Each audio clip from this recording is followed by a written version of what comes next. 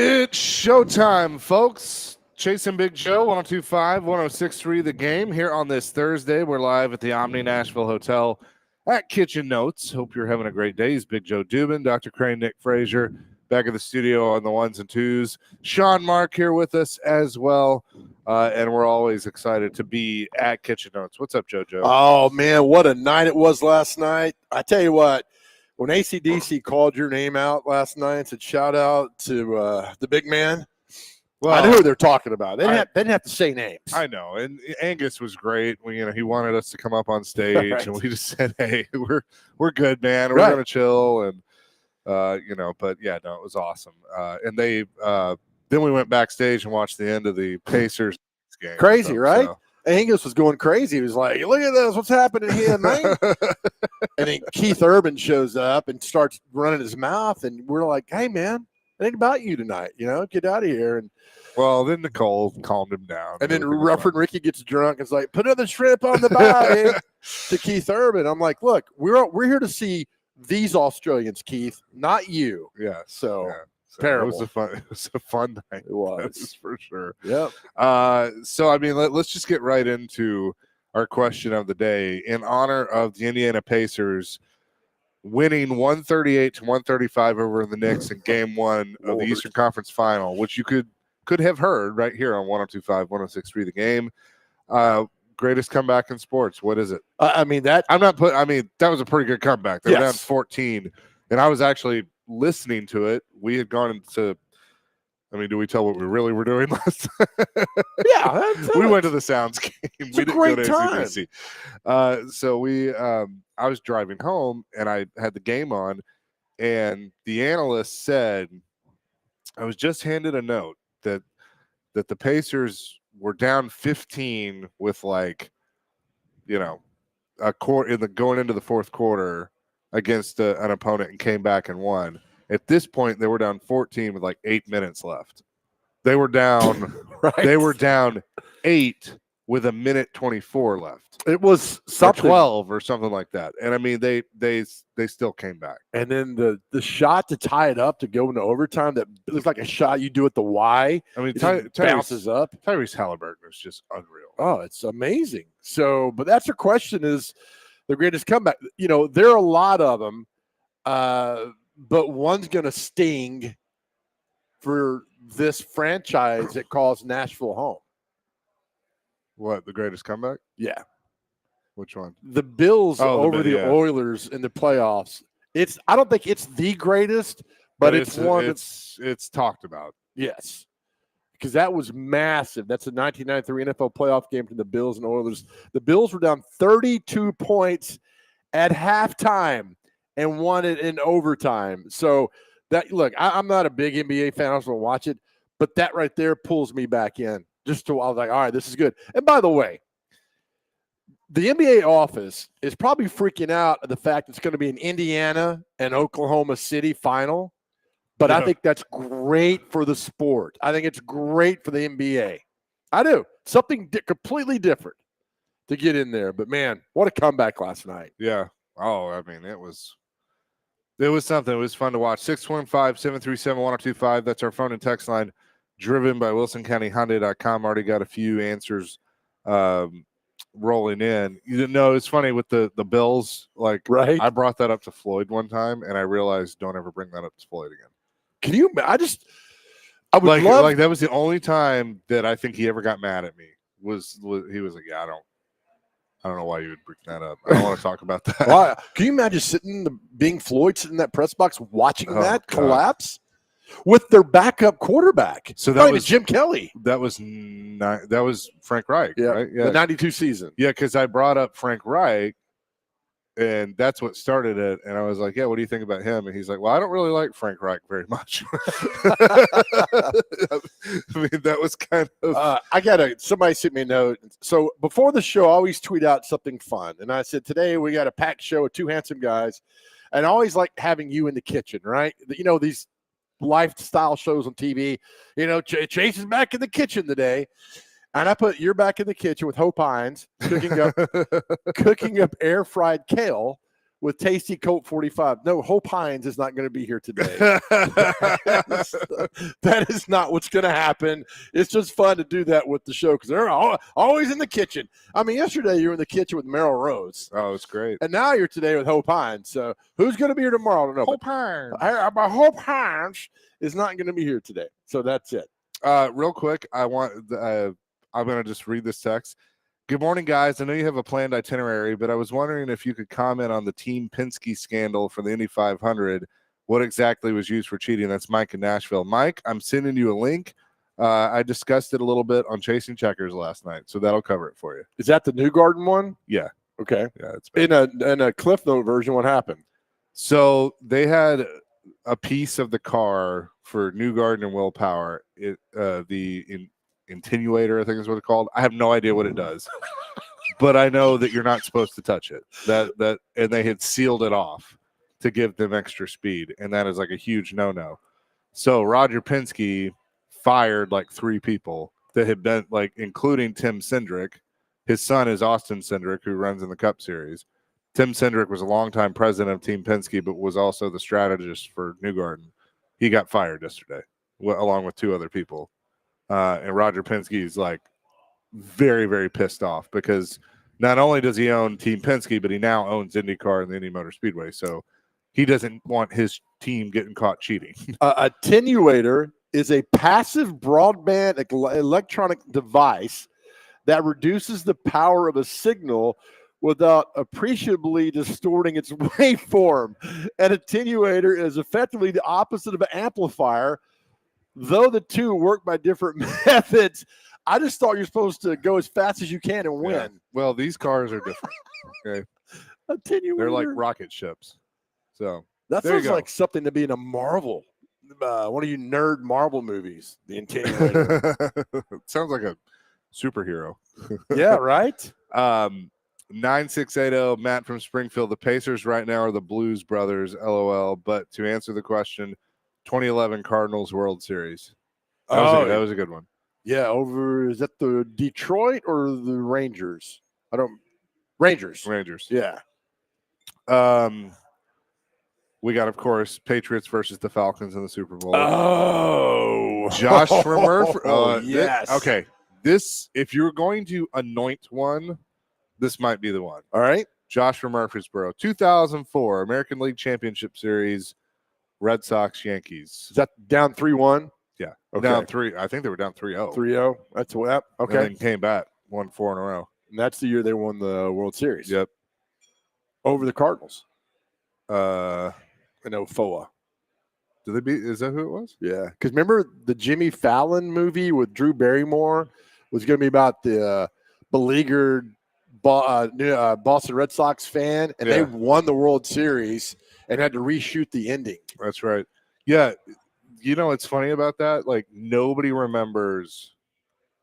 I don't remember the World Series. I remember Boston won, but I remember them beating the Yankees. Yeah.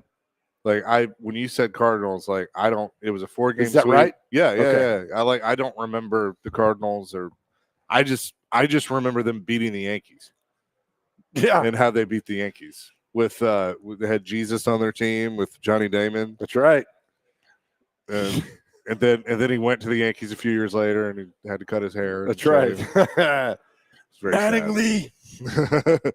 Mattingly, I told you to shave those sideburns or trim those sideburns, not cut them off. Oh my gosh. Oh, the best. And then Mattingly goes, well, he's still better than Steinbrenner. Oh man, love it. So our question of the day, the greatest comeback in sports, and you got a lot of them in there. 615-737-1025. What? You cannot read my writing. SEC trap guys? Games? Yeah. Thanks for letting me put. Actually, that looks like something else. Oh my God, it does. Why did I write that? It does. All right, well, sorry about that. My bad. Oh, that's terrible. Maybe there are a few. I don't know. SEC. All right. Oh, we're at the Omni, so usually we have a big board that we have things on, but now we got my my I need- sheet here. That I can't. I'm so Look, sorry. after the morning I've had, I needed that laugh. That was Right? thank you very much. See if our on-site engineer Sean can figure that out. I'm so sorry about that. My handwriting is awful. I'd be a good doctor though, right? Dr. Crane, we'll send you a photo. Perfect. Yeah, it really. So okay, we'll do that next. Well, I also have another top 25 for you later. in I the love show. it. I love it. It needs football, greatest comebacks. I love that. The comeback. I got one here. Peyton Manning versus the Buccaneers on Monday Night Football in 2003. They were down 28-3 or something. They came back and won 35-28. Is that right? Yeah. Doesn't make sense, but 2-point conversion. Are there any good? There's probably some dandy ones that I haven't thought of. Yeah, on the losing end. Yeah, well, no, they have a couple that that go their way. What about the time we talked to Mike Organ about this and Woody Wittenhofer called the fake punt at the Vanderbilt, their own 20-yard line? I think they were ahead, if I remember Mike telling the story correctly. And Woody runs a fake punt, and the punter gets blasted, and then Georgia gets it and ends up winning the game. So, yeah, Vandy's probably involved, but on the other end. Also, yesterday, the Titans announced that they have signed Cam Ward to his rookie contract, $48.7 million, fully guaranteed. So congratulations to Cam for now officially being the Titans quarterback of the future. What was the last? Was it Bradford that got the last, or Matt Ryan? Bradford. They got that and that kind of the CBA came in 2011. They're like, no, we're done with this. Yeah, because no more. Because was he 2010 or 2011? He was 2009. 2009. Yeah. So the next year, so he was the last one to get that contract, and then the rookie wage scale kicked in. You remember who 2010? So he was 2009 draft number one, and then was it Cam was the number one in 2011? So it'd have been a while. But I forgot who was 2010. Oh my goodness, that's the year Mark Ingram won the Heisman Trophy, but he wasn't the number one pick. Yeah, was it Ndamukong Suh? We could probably look that up. We can look it up. My computer's messed up, so we'll Mine's do that. Stuck on the attenuator. We'll do that. Coming up next, Chasing Big Joe live at the Omni 102.5, 106.3 The Game.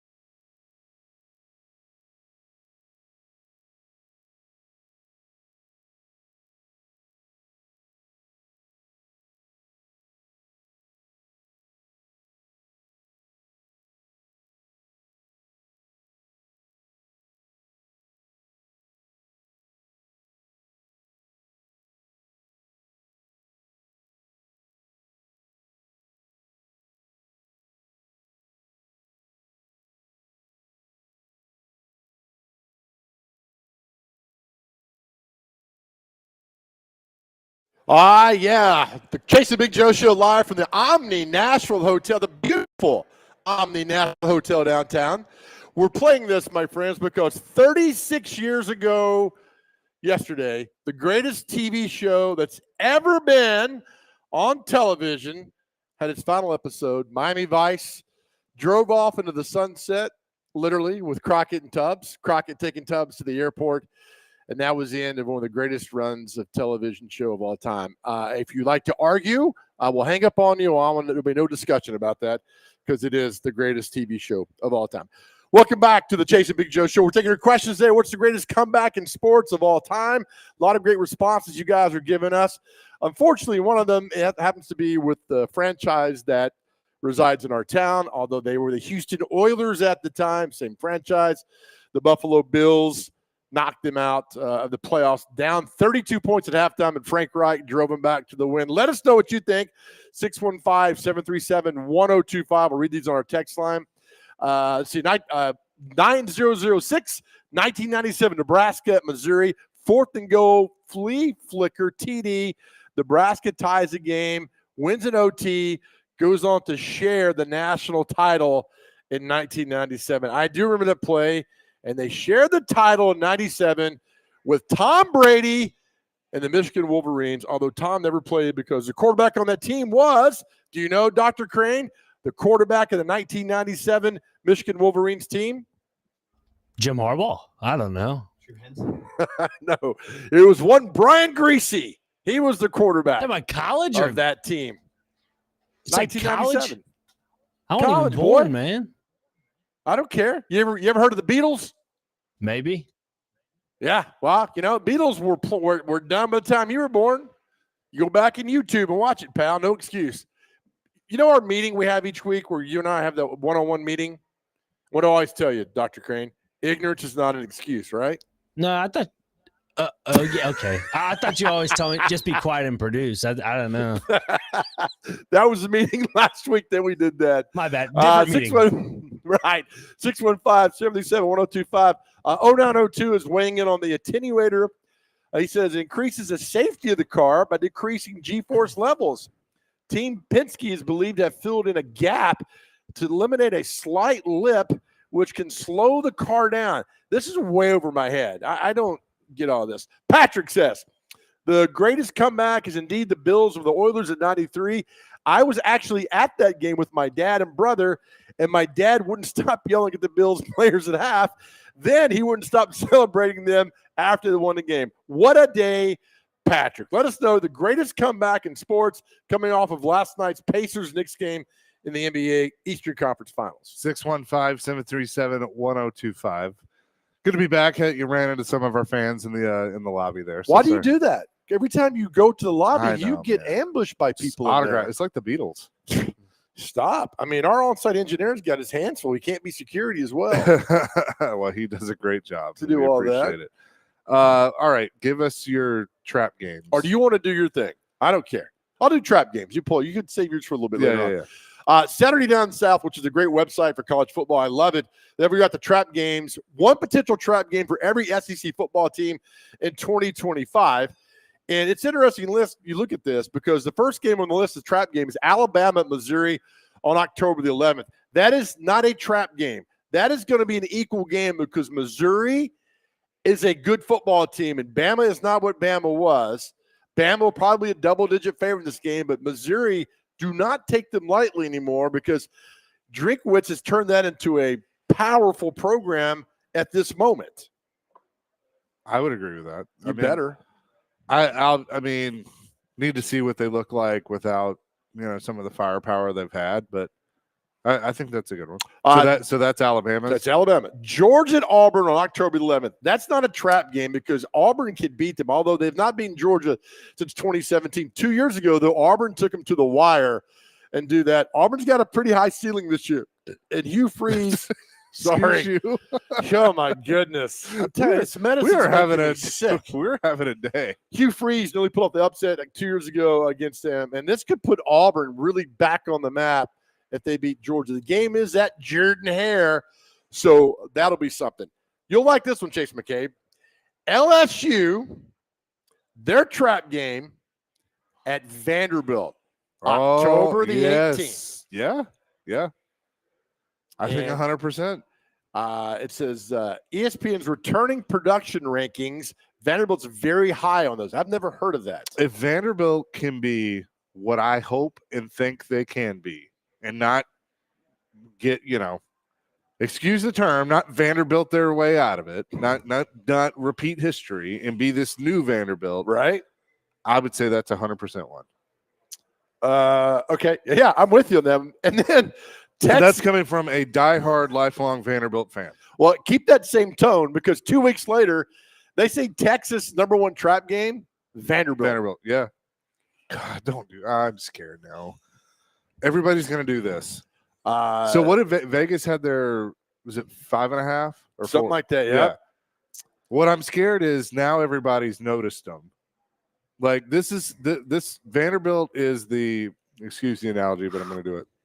Vanderbilt is the girl that nobody pays attention to, but then all of a sudden they look over and they're like, oh man, she's kind of hot. Yeah. Like that's what I'm Not at 2 a.m. hot, right? Yeah, no.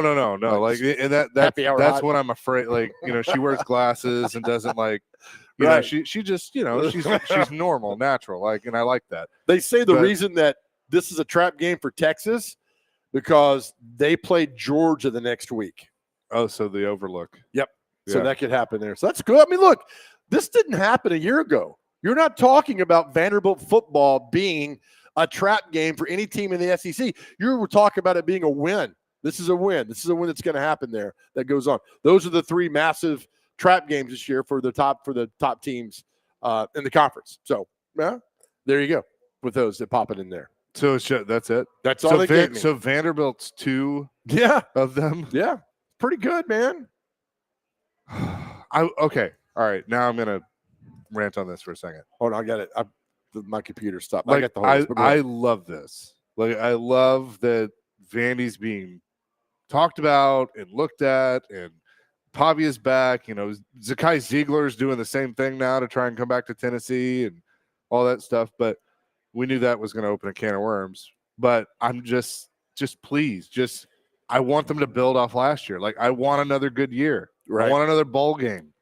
Guess who Vanderbilt's trap game is this year? Now, to be a trap game, you have to be better than the team that you're playing. So it's a team that they're better on. Is it Georgia State? It is SEC, it's a SEC school. Hang on. Let me just look at. I just want to look at their schedule. Okay. I'll read it. So how good will Vandy be at 25? It's pretty tough to answer. Pavia is back. The Commodores are in the top 10 of ESPN's returning production rankings. Kentucky. Chase McCabe nailing it out of the park. That's it. Exactly. And it's November 22nd, too, because that's later in the year. So we'll see what happens there, but I'd like to play out that way for that time. Pull up Tennessee's schedule, and let me know who you think Tennessee, the Volunteers, their trap game. There's probably a few candidates. I would say it's SEC. Yep.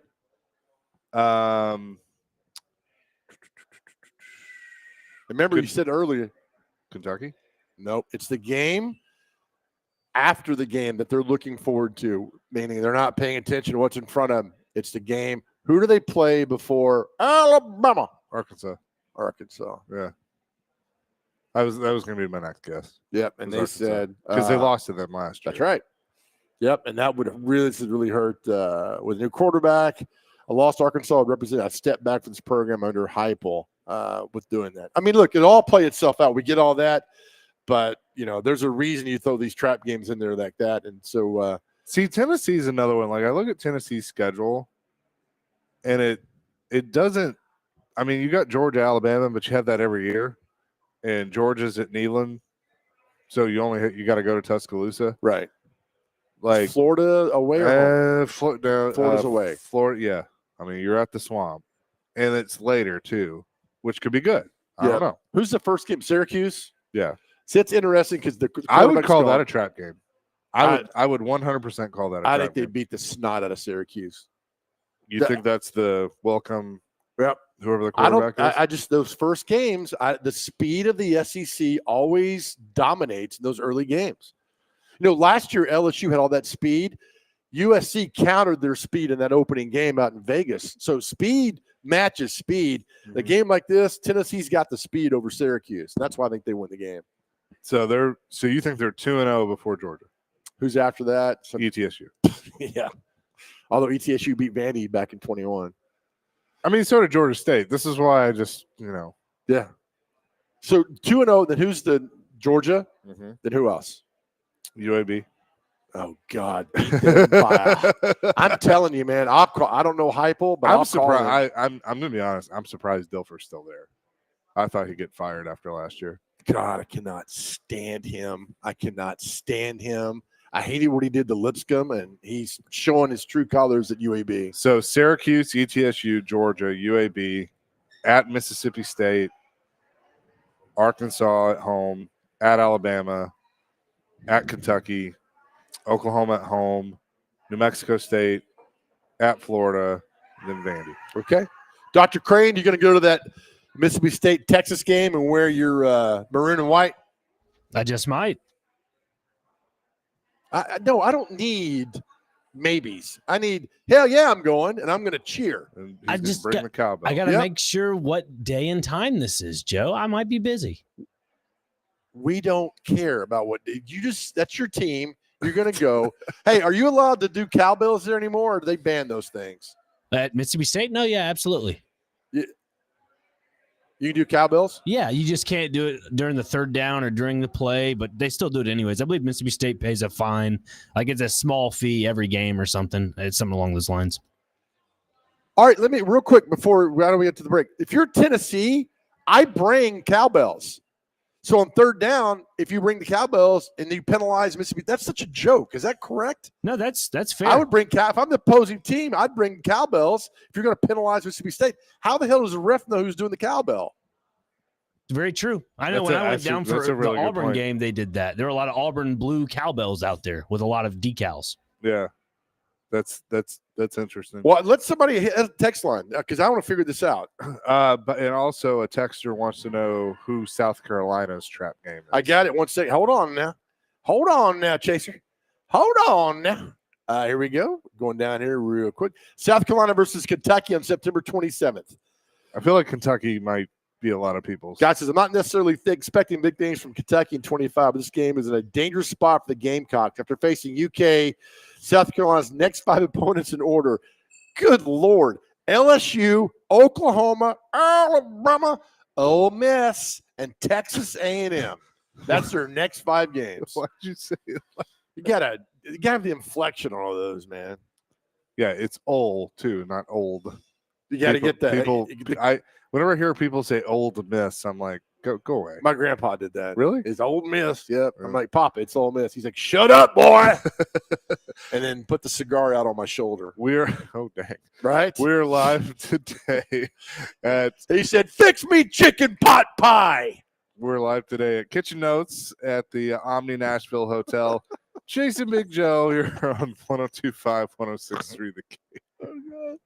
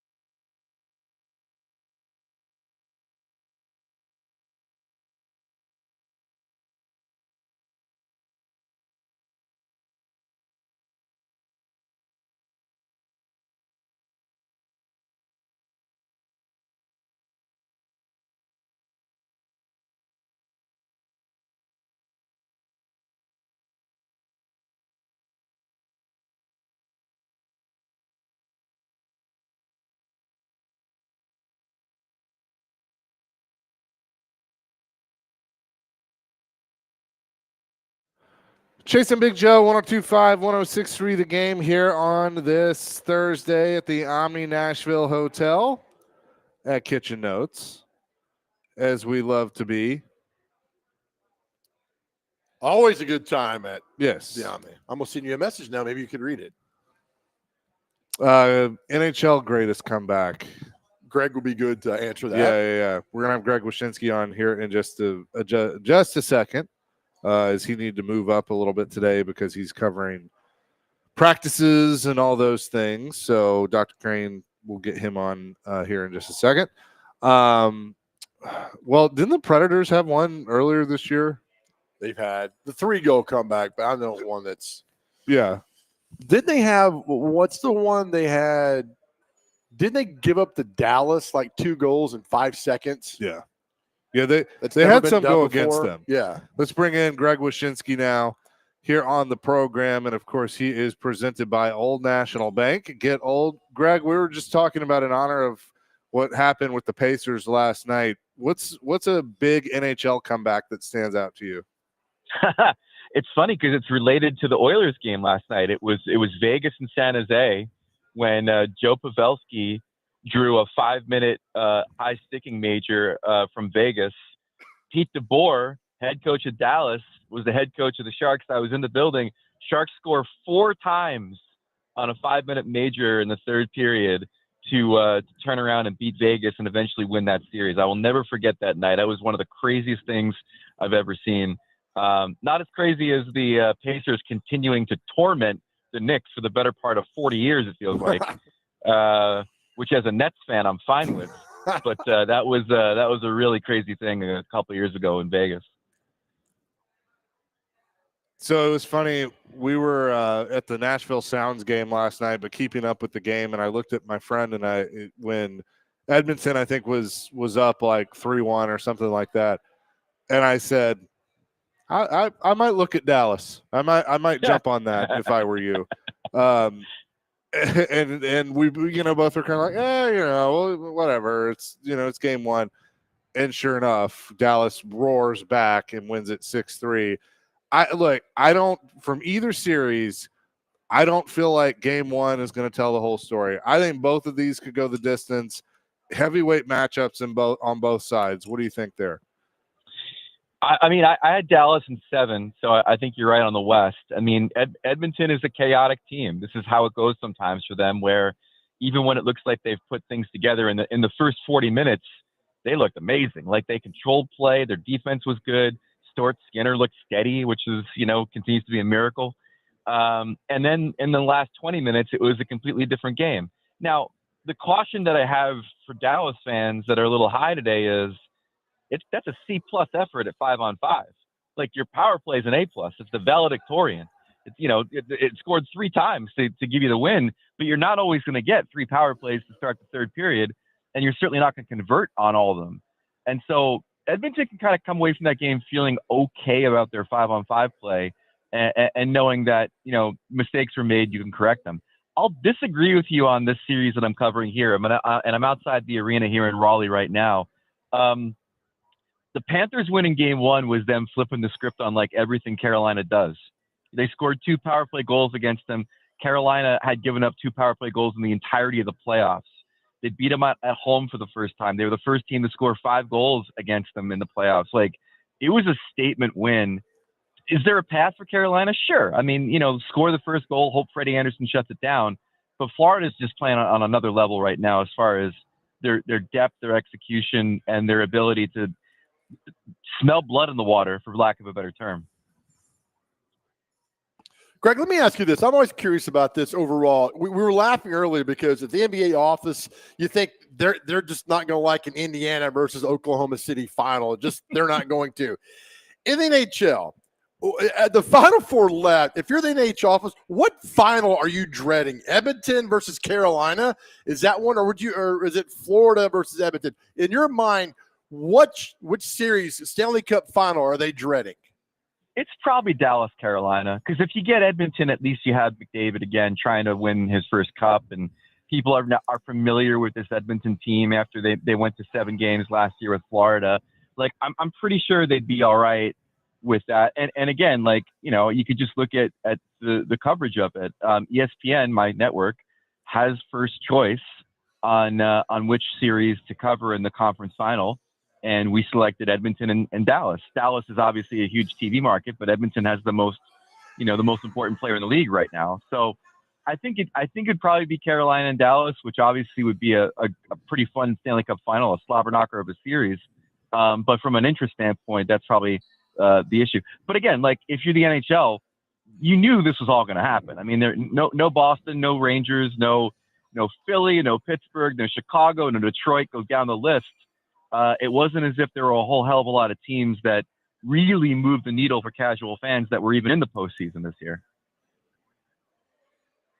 If it becomes a, say, Florida-Dallas final, do people in Canada care about that?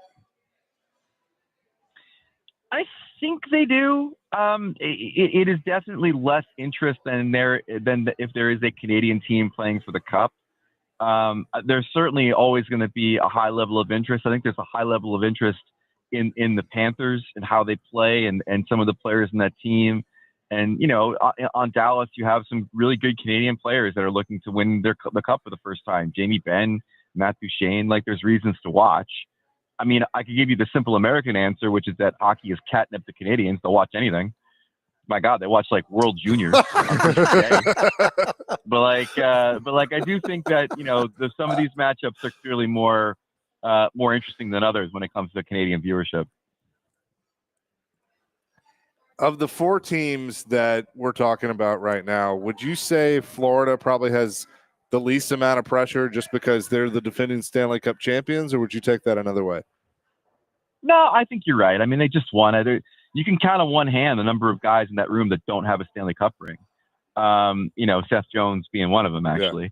But everybody else is, I mean, I'm not saying they're fat and happy. They clearly want to win again, and they're playing like they want to win again. But you think about Carolina being unable to get through the conference final in all the years Rod Brindamore's been here. You think about Dallas being a conference final bridesmaid twice in a row. They got a bunch of guys looking for their first cup. You think about Edmonton losing in Game 7 after rallying in the Cup final last year, and also the Connor McDavid legacy part of it, where, you know, he looks around at Eichel, he looks around at McKinnon. All these guys have rings. He doesn't have his ring yet, and you know, he's the best player in the world, one of the best players of all time. But, you know, you do need that Stanley Cup validation if you're Connor McDavid, and you have been striving to get it. Guys like 28 now. Like, guy's not young anymore. Like, he's getting up there, and clearly, you know, his winning would be amazing, and then also obviously the Canadian team winning for the first time since 1993 would be pretty important too. Edmonton, I think, has stepped up without Matthias Ekholm, but how big will it be when they get him back? Because it feels like it's close. Yeah, he's a stabilizing force. Their defense against Vegas was really impressive. They held them to one shot in the period. Their top players, Eichel, you know, Hurdle, players like that, didn't really perform all that well in that series. I think Edmonton played really good D in front of what's usually shaky goaltending. But Matthias has a way of kind of just like calming things down, stabilizing things. Look, it's going to take him a couple games to get back into the rhythm of a postseason. That happened for Miro Heiskanen too over on the Dallas side when he came back in the Winnipeg series. But once he's back at speed, like he's certainly a huge asset for them to get back in the series. Greg, I'm reading your story about the agitation from that Florida's giving Carolina. And it's funny, I'm reading this. We had a baseball coach on, Tim Corbin from Vanderbilt, and talked about this team had a tough baseball series versus Tennessee. Tennessee ran their mouth the entire series. And I said, how do you approach a game when you know that other team is going to run their mouth? And this is like your article. When you know Florida's going to be the agitators in this, you can't let it get to your mind, right? I mean, you got to push it away. If not, and you described several things in the game that happened because Carolina retaliated against Florida. Man, you got to get past that, I think, if you're going to win this. Yeah, you have to. I mean, the penalty that Sebastian Aho took in the first period that led to Florida's first power play goal, I mean, Rod Brindamore says that's basically the game right there. You know, and that was a retaliation penalty. He took a cross-check to the face, but then he punched a guy. And then the retaliation is what got whistled. And it was a study in contrast too, because, you know, in that game, they're running Bobrovsky the whole game. Carolina is, and at one point Andrei Svechnikov kind of like hits Bobrovsky in the head with his hip, and there's no like big fight. There's no the Panthers, trying to exact revenge. Bobrovsky's not off his game. He said after the game, "Hey, it's playoff hockey. It happens." Like there's a mindset from the Panthers that we can dish it out and we can take it, and Carolina certainly does not have the same mindset at this point. Well, Greg, enjoy the series, and maybe you can break away and watch R-Truth beat John Cena Saturday night. That would be fun too. I would love that, and I will say, one of the benefits of being on the East is I get to go to Cookout multiple times here in Raleigh, which is, clearly something I don't get to do in New York. But Cookout's been on the menu here in North Carolina. Well, enjoy that, and we'll talk to you next week.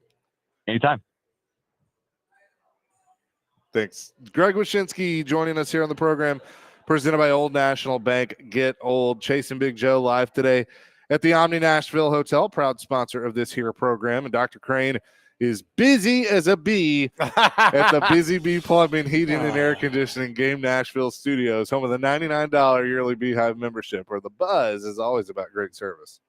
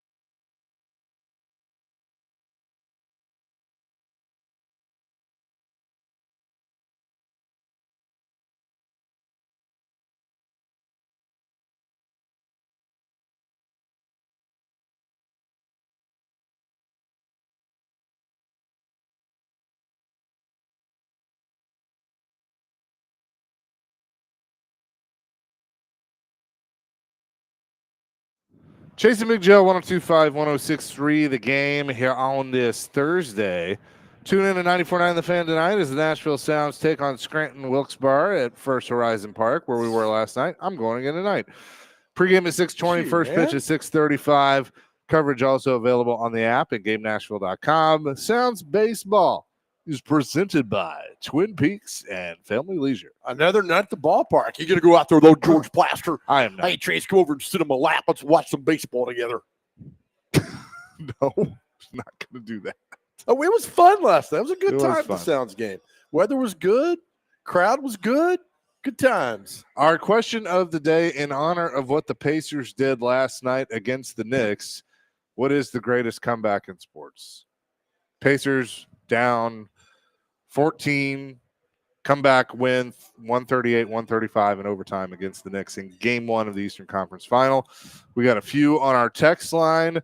Gunner says it's not the greatest of all time, but maybe the best of the Titans. 06 versus the Giants, down 21-0 with under 10 in the fourth quarter.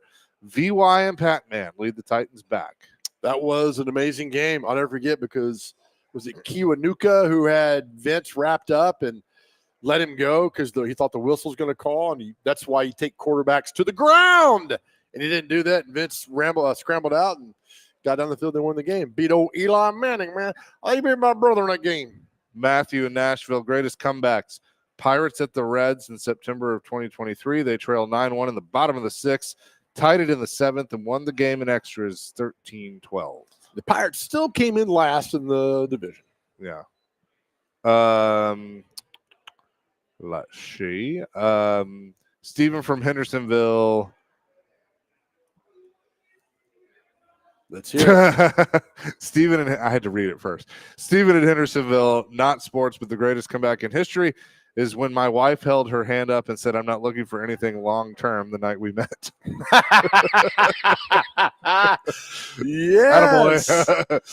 Dylan says, I think the Vikings coming back from 33-0 to win the game in the third quarter is one of the greatest comebacks ever versus the Colts. That wasn't that like a Saturday game a couple years ago? Yes, it was. It's like before was a Christmas, I good one. believe. Because there was another Saturday game Yeah. when the Chiefs came back on the Colts, or the Colts came back on the Chiefs. That playoff game was also on a Saturday night. Not that extreme though. Hair Metal Henry, the greatest comeback will be when the Dr. Crane ass whipping Joe gets. Well, first of all, I added ass. He said behind. language. I read down earlier. Somebody texted in the Mardi Gras comeback. Is that on the list? Yes. Yeah, I haven't gotten to it yet, but Okay. yeah.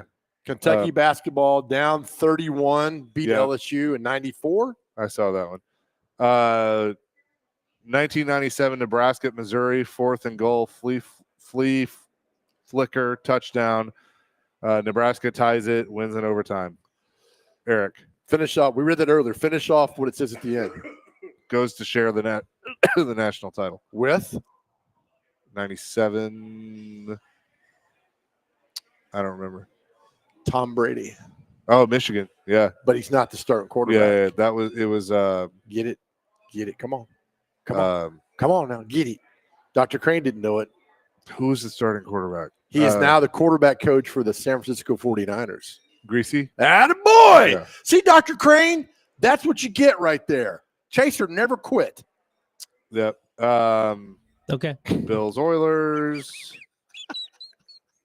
Devin and Dixon. Tony Stewart barely. Oh, this is a good one. Tony Stewart barely making the chase in 2011 and then going on a run to come back and beat Carl Edwards for the Cup championship. He won like 5 races in the playoffs Do you really? to win the. Yeah, it was pretty crazy.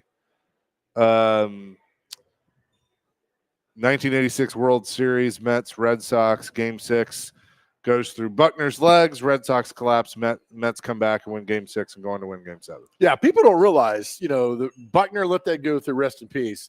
But they had a chance to win Game 7, and the Mets won Game 7. So Yeah. it's not like they lost the World Series. They had a chance to win the next night. 7948 says Dale Earnhardt 2000 at Talladega. Yeah, he was way in the back and then charged through the field and won. 1978 greatest comeback in history is the Chris Pratt blooper from Parks and Rec. Don't. I don't. No, don't.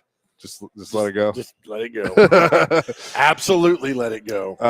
Dylan and Antioch, VY in 09 against the Cardinals, 4 touchdowns in the fourth quarter, conversions, and hits Kenny Britt in the back of the end zone. Go down and read 1978 before the Chris Pratt one, the one before that. 1978. These are great. I'm not gonna. No, You I'm guys- just gonna leave that. You Leave guys that are great on that. Oh man. Weston Hermitage, 28-3 at halftime. That's all you need to know. That's right. I mean, it's an iconic comeback in that game for the Patriots. Somebody wrote. What about this? The Chris in Nashville Miracle at South Bend, Tennessee comeback against Notre Dame. Get it? That's a great one. That was November of '91, with the greatest quarterback in Tennessee history, Andy Kelly, leading the Vols to win over Craig Hentrick. Actually, was a kicker for Notre Dame. They blocked an extra point and blew his knee out. Tennessee did. I think Floyd Miley picked up the ball, took off down the field. They were getting the first half. Notre Dame beat the snot out of Tennessee. Then Johnny Majors fired up the squad and they came back and won in the second half. This one will lead us to our next topic. Love it. 2312 says the 2013 Iron Bowl when Chris Davis runs back the field goal attempt, affectionately known as the kick six. Yeah. That was 2013. Yep. All he had to do, Nick did, was just kneel on the ball. Didn't want to, did it, Nope. and then gone. So with that, I have for you, and our friend David Ubben wrote this article from The Athletic, ranking the 25 best college football games of the 2000s. Where does the kick six rank? We'll tell you coming up next here on Chasing Big Joe, 102.5, 106.3 The Game.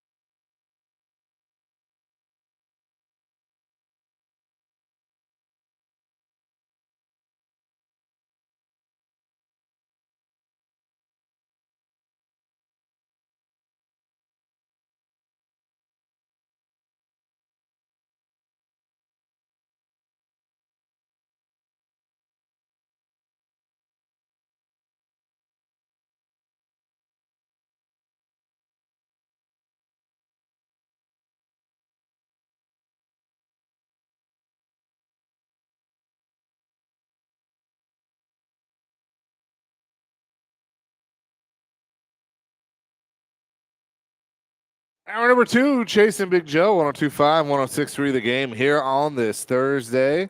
We're live at the Omni Nashville Hotel at Kitchen Notes. A lot of people in here enjoying their breakfast, so always good to be here. Sean Mark is here, Dr. Crane back at the studio, Big Joe. And now I'm excited. I've enjoyed doing these because I know how much Big Joe loves college football. Oh my gosh, yes. And nostalgia.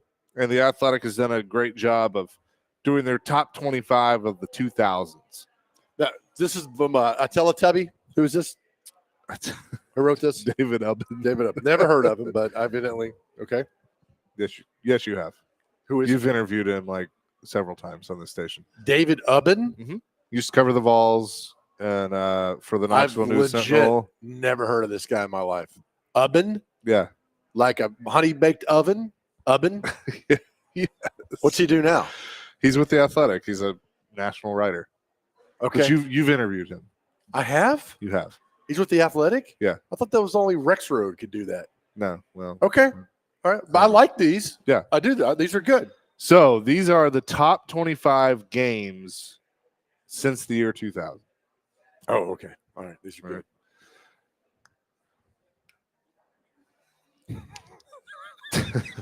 I forgot about that. Number 25. This one I think is overlooked because it's so recent, especially when you're thinking about 25 years.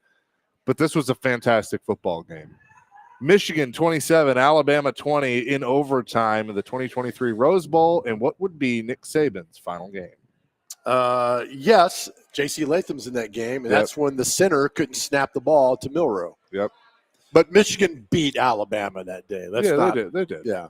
Number 24, Appalachian State 34, Michigan 32 from 2007. Oh yeah, that's the one, man. That's the one where were they FCS at the time, Yeah. right? Yeah, that's right. Well, no, and it was 1AA, I think is what it was still called back yeah, then. that's right. Because remember, there was the battery joke of how many batteries does it take to beat Michigan? 1AA. Oh, Number 23, Stanford 24, USC 23 in 2007. That is when the world was truly introduced to one Jim Harbaugh. and Music City Bets. If you're listening, I think USC was a 38-point favorite in that game, if I remember Yeah. correctly. If I remember correctly, You may be. Let's see if it even says that.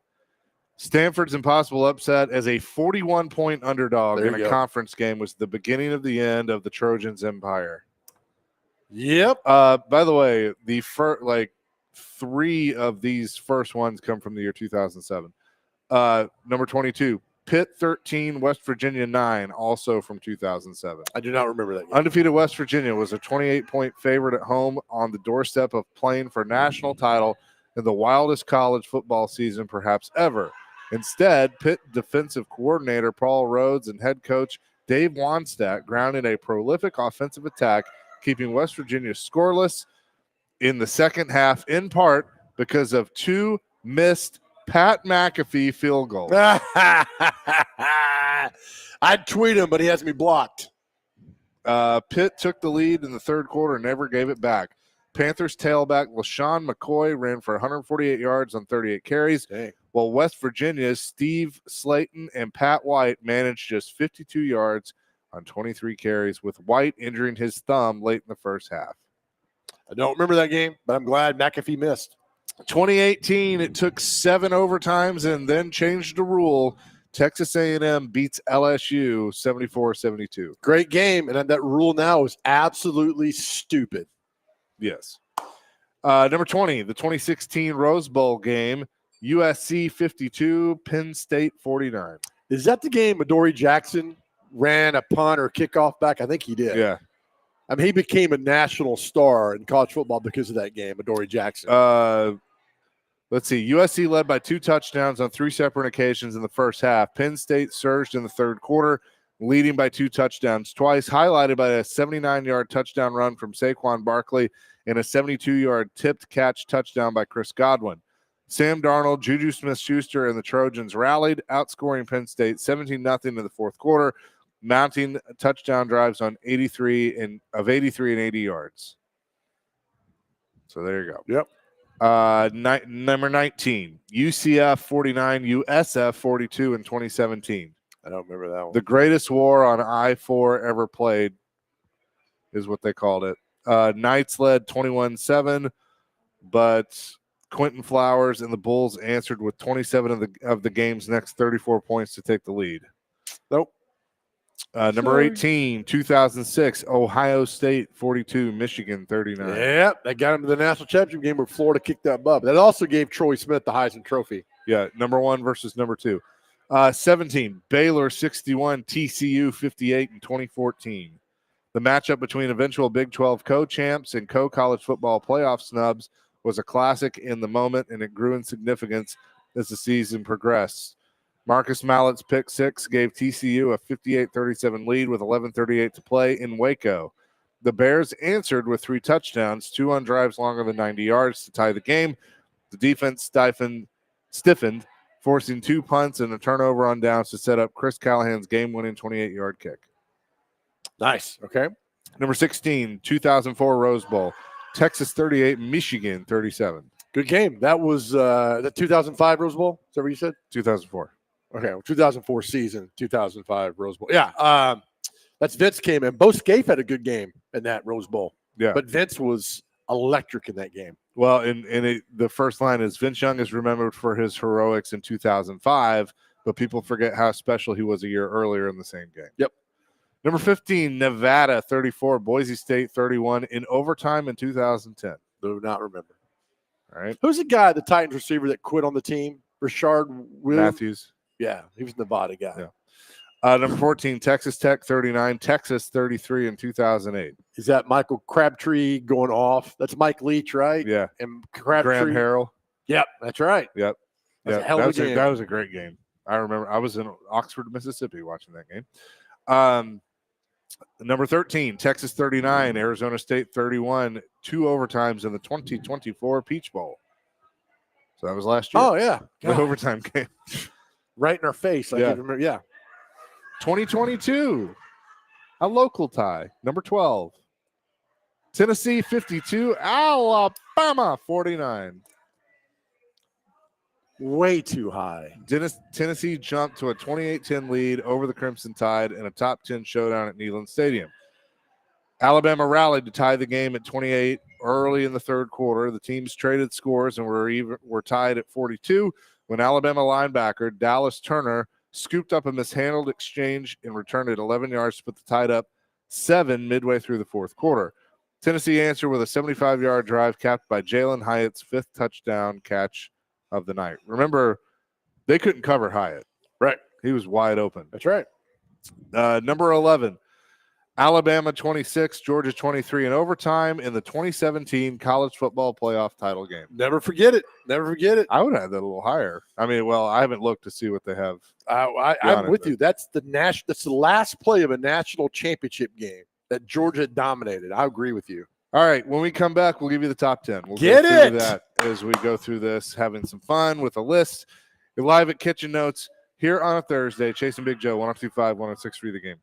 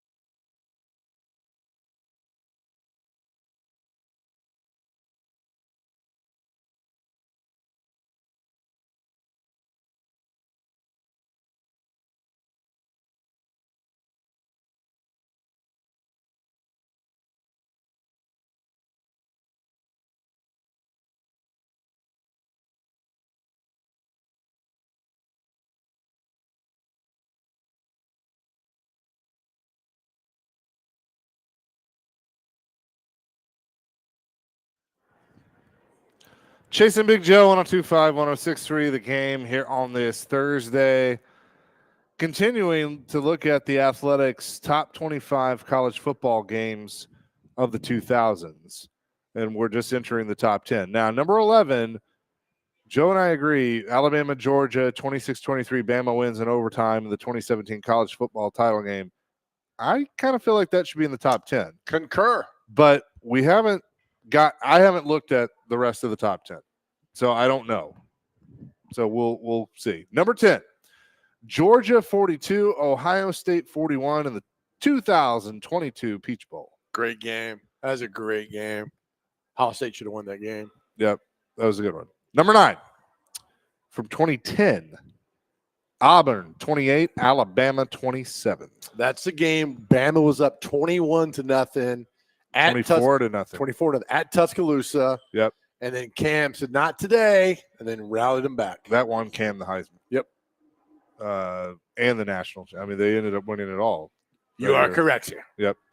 Number 8. I would agree with this one. 2013 and what I believe was the last BCS title game. It is. Florida State 34, Auburn 31. Auburn had that game won, and then for some odd reason, Gus Malzahn took his foot off the pedal. Yep. And allowed Jimbo Fisher to win the national championship. Number 7, 2016 college football title game. Clemson defeats Alabama 35-31.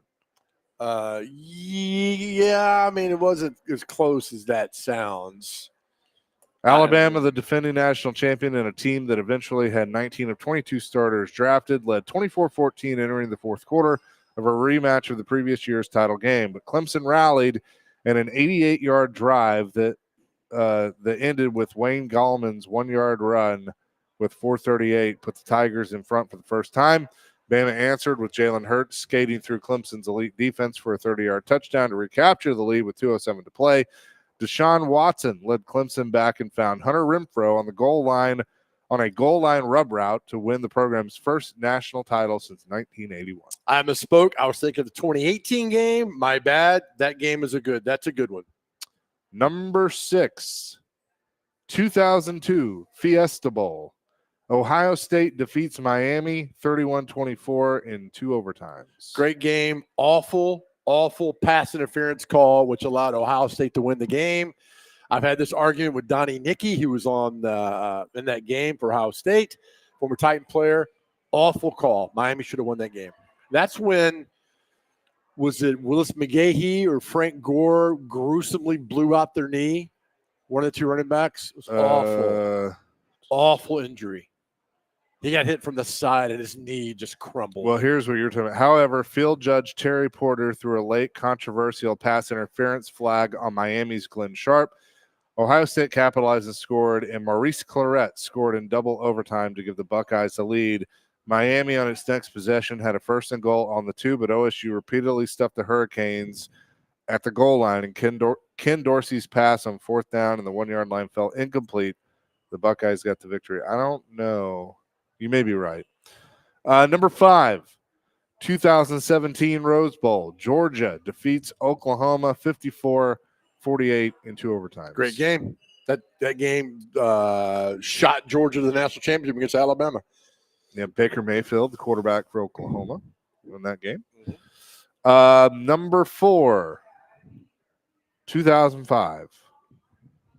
USC defeats Notre Dame 34-31. That's the tush push Yeah, you're right. with Matt Leinart. And Brady Great Quinn. game. Brady Yep. Quinn was the quarterback of Notre Dame. USC had no timeouts, and on 1st and goal from the 3-yard line with 8 seconds left, Leinart dived for the pylon, but a helmet on the ball forced it out of bounds at the 4. The clock ran out, and fans rushed the field to celebrate the win, but the officials huddled and correctly put 7 seconds back on the clock, spotting the ball at the 1. That's it. And then Reggie Bush. The Bush tush push. All right. Now the top 3. You have a guess? Number 1's got to be Vince in the Rose Bowl, the 2006 Rose Bowl. Has to be. Okay. And there's another game we haven't named yet. SEC team involved? 2 SEC teams involved. Oh, the Kick 6. Auburn, Alabama. Yep. And then another one, and when I say it, you'll go, oh, yeah. SEC game? No. At the time, it was a bowl game, but at the time, Big 12. Okay. Or, well, one was a Big 12. Number 3, Auburn defeats Alabama 34-28 in 2013 in one of the greatest calls of all time, both on the national feed with CBS with Uncle Vern and the late, great Rod Bramlett on the Auburn call. It's as funny well. you say that because if you add Eli Gold, Oh, yeah, Eli's so defeated. Eli, we're going to see Eli say, I kind of want to ask him about this Right. because Eli, you hear it in his voice Right. of like, what the bleep are we doing? right. Like, you kind of hear it, but Auburn's going to win the football game, and they did in the kick 6. Number 2, this is the one, as soon as I say it, you're going to go, oh, absolutely.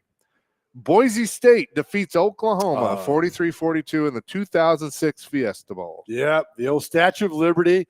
They did the hook and ladder. Yep. Then the Statue of Liberty. Kellen Moore, the quarterback. Yeah, I think so. I don't. That was Chris Peterson, the coach, right? That's right. That put him on the map. Yep. Adrian Peterson was with Oklahoma Yes, sir. at the time. Let's see, Ian Johnson, The running back. yeah, was the running That back. proposed to his girlfriend. Yep. And then number 1, Texas defeats USC 41-38 in the greatest college football game of all time, I believe, the 2005 Rose Bowl. Agreed. There are other games that were fantastic and all that, but this was the national championship against mighty USC. And whatever Vince did with the Titans, put it aside. But in that game, I don't think I've ever seen – Cam was pretty close, Cam Newton. But Vince, watch him that game, Chase, was just unbelievable. It was Unbelievable. This is what David writes about it. USC had 2 Heisman winners in its backfield and was riding a 34-game winning streak, eyeing a three-peat as a touchdown favorite. The back-and-forth battle ended with Vince Young skating inside the pylon on 4th and 5 to put the Longhorns up with 19 seconds left. Young finished with 267 yards passing and 200 yards rushing in a trio of touchdowns. USC coach Pete Carroll called it the greatest individual performance he had ever seen. It was also the highest-rated BCS game ever and was Keith Jackson's final game in the ABC booth. It is the standard by which all other games in this century are judged. Yep. It's a great way to put it. There's no other way around it. Keith Jackson being on the call was fantastic. Yeah. Yep. It's a great game. That's a good. I like the list. Although I think Alabama beating Georgia in the 2017 national championship should be way higher. Okay, well, what do you take out of the top 10? That's the hard part. I move. I don't know if I take out the top 10. I move Miami, Ohio State down 1. All right, but you still have to take a game out of the top 10 to put Alabama, Well, who's at Georgia 10? in. Georgia, Ohio State, 22. See ya. each bowl. You're going to 11. Okay. I'm telling you, that was a play to win the national championship. If we've got Vince Young's play to win the national championship, why don't we have that play? I mean, that's the final play of a game in overtime. Right. I remember talking to Rashawn Evans because the defensive coordinator for Alabama was on that 2017 Bama team. Was that Jeremy Pruitt? Jeremy Pruitt. Yeah. And I said, where were you when Tua threw the football? He goes, I was with Coach Pruitt. We were sitting on the bench going over what we just did. And Pruitt looks up because his coach looks up and says, holy bleep. And then I looked at the Jumbotron and saw, was it Devontae? Who was it? Who's the receiver that caught it? Not Devontae Smith. Who's the one for the Eagles? Devontae Smith. Okay, Devontae Smith. Yeah. Yeah. Caught it in the end zone. And he said that was just a moment. He said the ball just kind of hung in the air. To me, that's, people might differ, but that won the national championship on the final play. Yeah.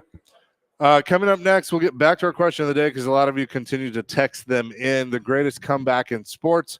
615-737-1025 is our phone and text line, driven by Wilson County Hyundai.com. Tune in Sunday, Indianapolis 500 on 1025. The game coverage begins at 10 o'clock. It's brought to you by Twin Peaks, home of the 29-degree draft beer.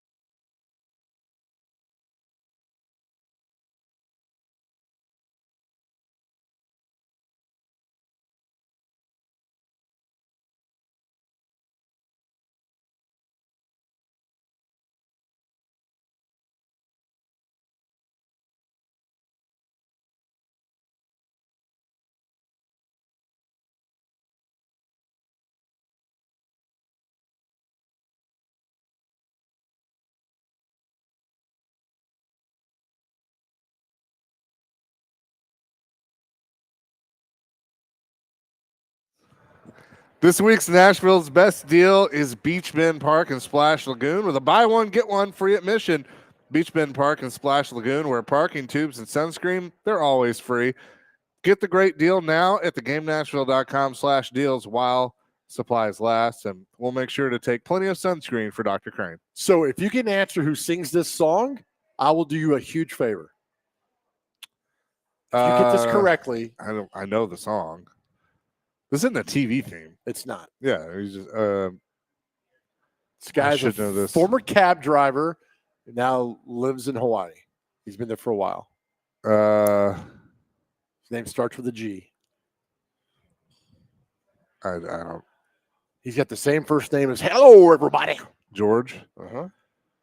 George. It's more. My grandma used to smoke all the time, unfiltered, blank and Hedges. Come on, you got this. Blank and Hedges. Blank and Hedges. It's a name and Hedges. Sean Martin, do you know? George. My grandmother smoked these all the time. That's the reason I'm probably going to die one day, because she smoked nonstop. Foster. George Benson. Benson. Mhm. Okay.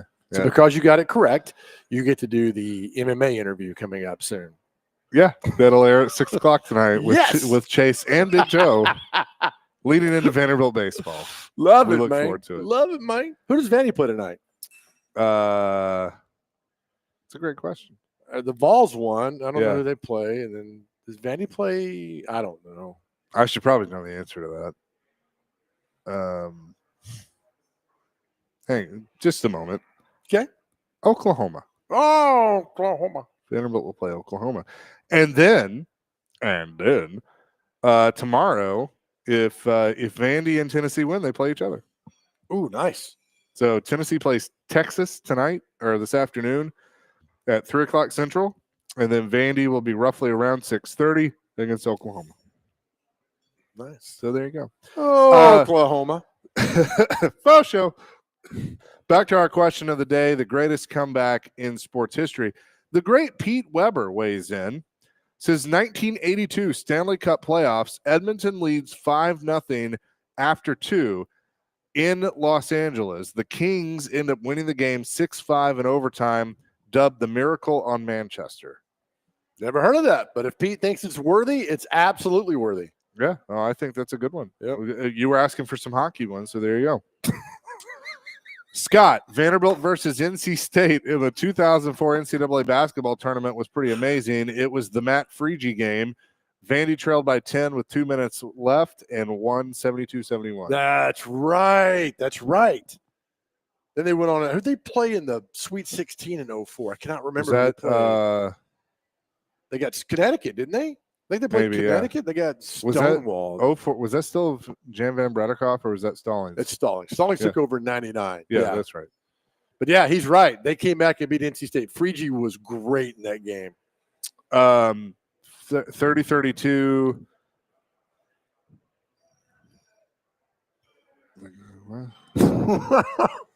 I'm trying to read. Like sometimes I can tell people are texting while driving. The shot heard around the world in Pittsburgh, the baseball game. Oh, Mazeroski way. Yeah. Okay, 1960. that's what it was. Yep. Oh, Mass. Miss that guy. Let's see. Hair Metal Henry, let's not forget Strucker Ace coming back, winning the race upside down. Oh, man, that's great. I can't read Dylan's text, but that's a pretty funny one. Adam in Portland says the best comeback of all time. Jesus. Oh, my. We can stop it now. Yep. That's number one. Sonny brought up the Iron Bowl in 2010. Auburn down 24-0. Cam with the comeback. We just talked about that. The Miracle in South Bend. And then Pat's Falcons. 0247. Best comeback of all time. South Central Louisiana State Muds over the Louisiana Cougars when Bobby Boucher left his mom at the hospital and joined the team at halftime. I mean, you can't dispute that one at all. 9727 greatest comeback 2019 Vanderbilt baseball comes back down 9-3 to walk off against Ole Miss in the SEC tournament championship game. That's a good one. I forgot about that. That's a really good one. Ryan in Florida is asking if the Vandy game is SEC Network. I don't know. We're a radio station. It's on our end. Not being a jerk, but I hate when people ask, "Hey, do you know what TV channel it's on?" Keep it right I'm here, a radio baby. station, man. I want you to listen to my station. Yep. Scotty from Dixon. The Indiana Pacers have been down by 500 points in every game this postseason. It seems like they have to come back to win it all. What was the they game? have been pretty good. Somebody weigh in. What was the game? Reggie Miller, the choke game. They were Yeah. down 7. Yeah. And he hit like 3-3-pointer. I remember the game. But I don't remember the game exactly what happened. I mean, this was kind of up there with. Yeah. One of the greatest comebacks for me will be Arkansas versus Ole Miss in 2015.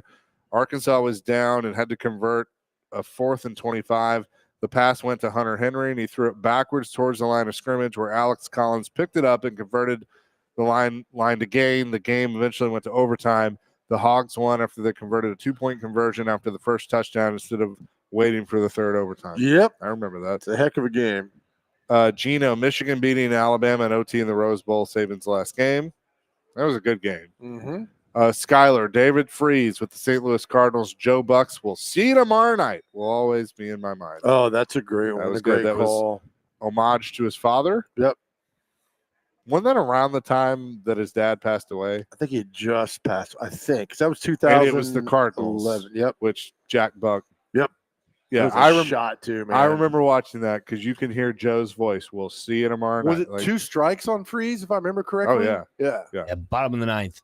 Yeah. Yo, you remember that, I'm sure. I do. I believe his father passed away in 2005. The reason Okay. why I remember that is because I found myself on YouTube one day watching the Cardinals play the Los Angeles Angels the following day after his passing. It was just one of those rabbit holes, but watch the full 3-hour game. It was incredible. Hey, real quick on your Cardinal love, what about our boy Sonny Gray? Right now, you said this team wasn't going to be any good. Sonny Gray has been fantastic. Yeah, I mean, this team has rallied around a slew of veteran pitchers, which is surprising. But this team has finally found their bat. I think Mason Wynn is starting to come to his feet where he can actually hit the ball. Their catcher Ivan Herrera has just been impeccable for them. They've moved Wilson Contreras to first base and a DH. I don't understand that logic, but he's been playing well. This team is just looking great on all cylinders. Just unfortunate that they're probably going to move on from Nolan Arenado at the deadline. Wes and Hermitage, just follow me on this one. This is good. I think one of the best comebacks of all time may have been last year when the Alabama Crimson Tide came into Nashville. They went down early against Pavia and the Commodores in the first quarter. Then in the fourth quarter came around and, oh, wait, never mind. Hashtag anchor down. Oh, gosh. See what you're doing there, Wes. I Very don't. good. Very good. That was a great day. All right, very good. 615-737-1025. There's some of these I can't read, but I'll share What does with the barber say next? you. We will share with you in the break. But coming up next, we'll tell you what day it is and celebrity birthdays here on Chasing Big Joe, 102.5, 106.3 The Game.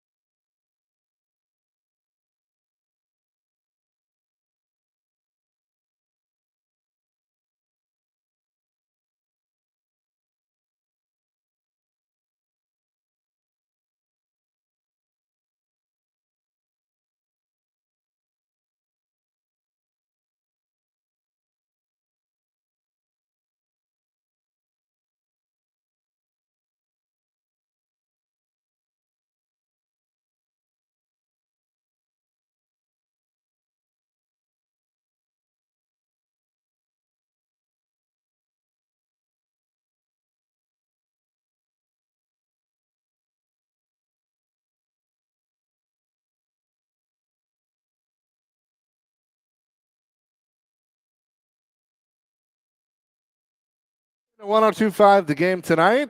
SEC baseball tournament. We were just talking about that. Number 4 seed Vanderbilt takes on the Oklahoma Sooners at the Hoover Metropolitan Complex in Hoover, Alabama. First pitch is approximately 6:30 Central. You made me do that, by the way.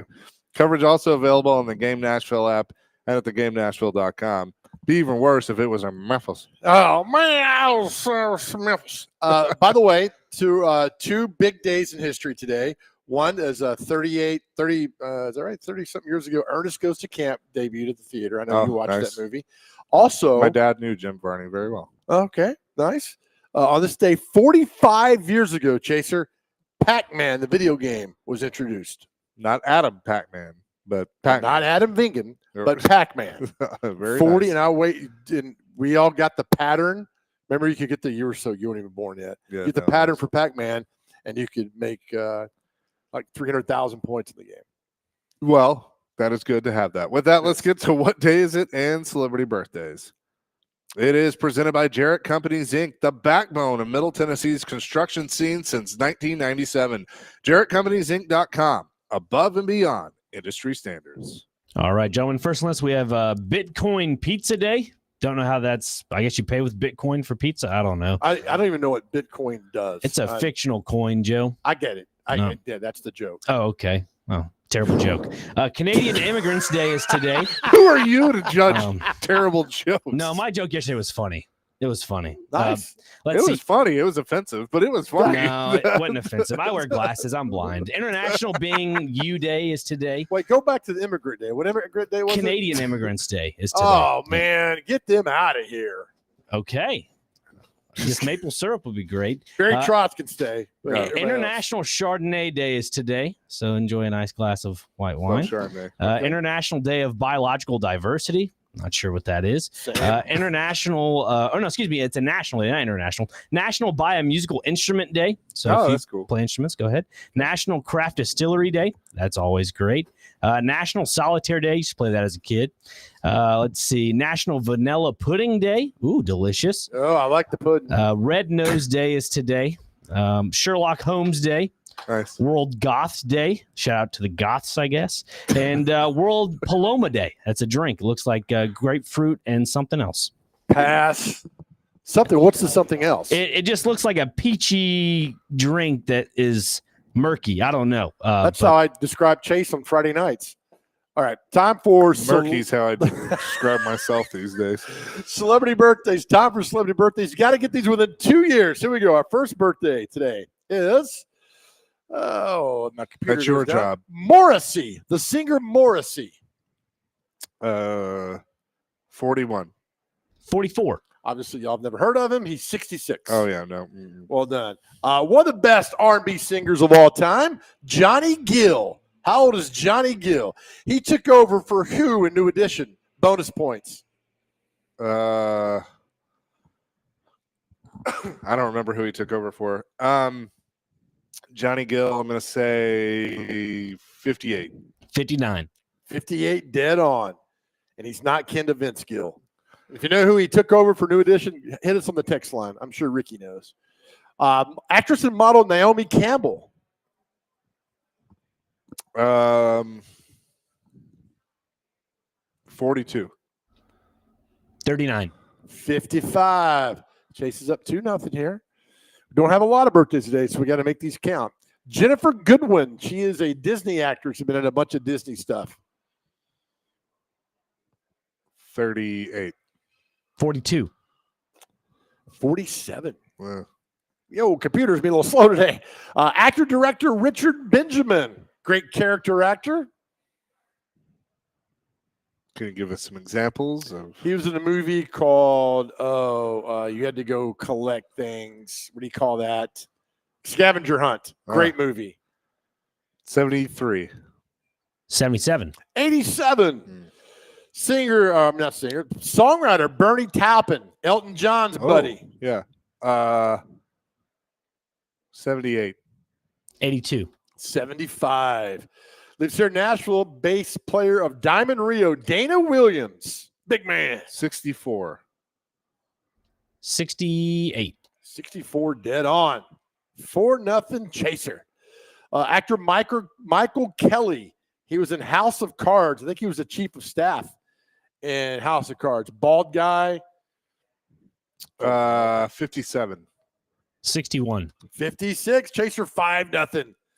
Come on, Dr. Crane. Get this. Actress Anna Baryshnikov. I'm assuming her daddy's Michael or Mikhail, whatever his name was. 35. 32. 33, Dr. Crane on the board. He gets called out and he rallies. All right, sports birthdays now. Tommy John. Name for an injury. It's an injury's name for him. 74. 82. 82 exactly. Wow. 5-3. Jose Mesa. He pitched for 21 years in the big leagues. Jose Mesa. 71. 62. 59. So close. Former cornerback out of Michigan. Shut down Derek Mason time or two. Dre Bly. I'm kidding. Nobody shut Derek Mason down. Nobody puts Derek Mason in a corner. 53. 55. 48. Down to the last two. Chase up 5-3. Speed skater. Apollo. Oh, no. 38. 44. 43. It's 5-4 on our last birthday. I love this. Tennis player, the Joker, Novak Djokovic. How old is Novak? 38. Oh, 42. at the buzzer. Chaser gets it. He's 38 years old. Ah. Chase wins 7-4. Good job. The fake out. I love that. That is all presented by Jarrett Companies, Inc. Visit them, JarrettCompaniesInc.com, above and beyond industry standards. That is going to do it for us today here from the Omni Nashville Hotel. We leave every show, listen to the same message. We're going to send this message to the day we are off the air, and that is to our guys out there. If you are Could be struggling, could be tomorrow. So, guys, if you are struggling, know that we love you, and there's always a place to go to. We always take to talk to somebody. If you're going through anything, you can call or text 988 on your cell phone. Somebody's always there to talk to you. We tell you all the time, your journey is a beautiful journey, and you are unique. Nobody can replace you. If something happened to you, be tremendously missed. That's why we tell you every day that you are tremendously loved. Not by us, but know this. More important, more than anything else in the world, God loves you. Amen to that. Peace, love, rock and roll. DVD is coming up next here on 102.5, 106.3.